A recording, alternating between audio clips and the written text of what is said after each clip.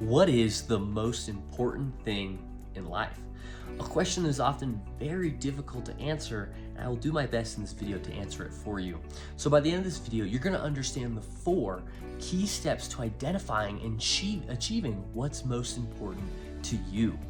So with that, my name's Chris Richardson. I'm a coach here at Life on Your Terms, and I make videos here so you can do exactly that. You can live a life on your terms.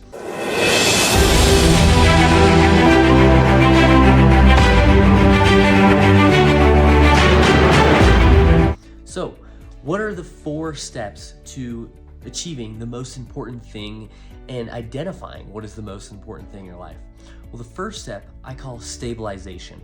And with stabilization, the key is to define what is the most important thing. So you probably feel lost, or you're trying to understand what's next, and you maybe feel lack of fulfillment in your life. That's why you're asking this question of what's most important, and that's totally okay. And from there, I have a few things you can go through to try to understand that, and that's our second stage, visualization. So what I encourage you to do is take the balance wheel in the description below. Why do I encourage you to take that? Because the balance wheel has a very clean layout of your whole life, because you're gonna look at the professional area, we're gonna look at your relationships, we're gonna look at your health, and we're gonna look at your resources. And with each of those 4 main categories, there's 3 subcategories. And within those, you can see, oh, I want to improve this, I want to work on that. And it could show you what is the most important thing of your life if you're struggling to define that. Now, another really helpful activity that you can do to help define the most important thing of your life is to go through these 4 situations. So if you had unlimited money, if you had unlimited time, if you had a 3-year expiration date, or you're on your 100th birthday and people were telling you what you've done over the years and kind of a legacy point of view, what would you do with each of those scenarios? So if you had limited money, what would you go do? Or who would you take care of? If you had unlimited time, what would you work on and what would you pursue? If you had a 3-year expiration date, again, what would you pursue and what would you do with your time left? And if you were at your 100th birthday, what would you want to be hearing about yourself? Now, looking at those 4 situations, it can highlight a few different things that can help you identify what's the most important thing in life. And that's the key. It's just identifying and defining what is possible and thinking, what does amazing look like 12 months from now? What does amazing look like 5 years from now? And once you can identify that, you can see what is the most important thing in your life. Now, some people would say family, some people would say friends, some people would say their spouse, health, whether that's mental, physical, or spiritual. Some people would say it's their purpose. Some people would say it's a high net worth or wealth. And with that, you just have to define what is most important to you. So what's most important to me, for example?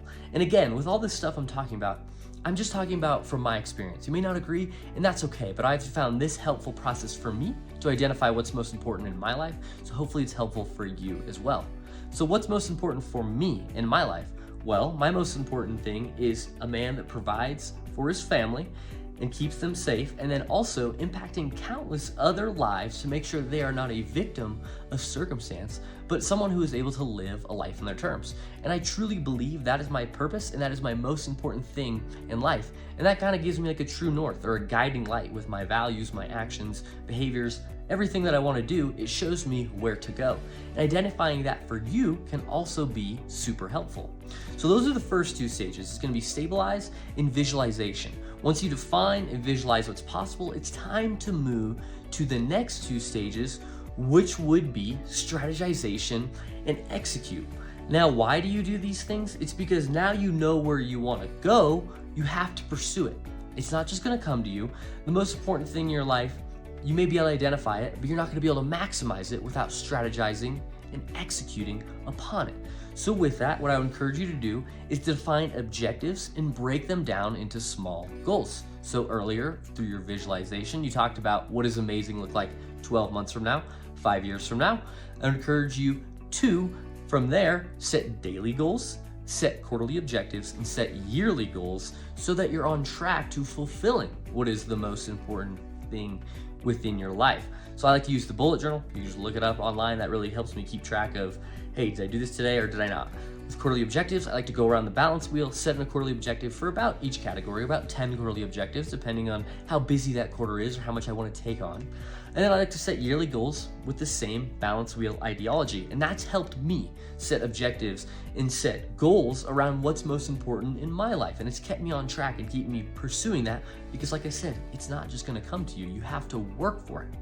Now, from there, with the execution piece, you have to ask yourself, what challenges will you face along the way that may prevent you from fulfilling what's most important in your life? And once you're able to understand those challenges and those barriers, you can identify them and try to avoid them or just work through them. And that'll be able to help you reach your most important thing in your life and fulfill it to the fullest potential.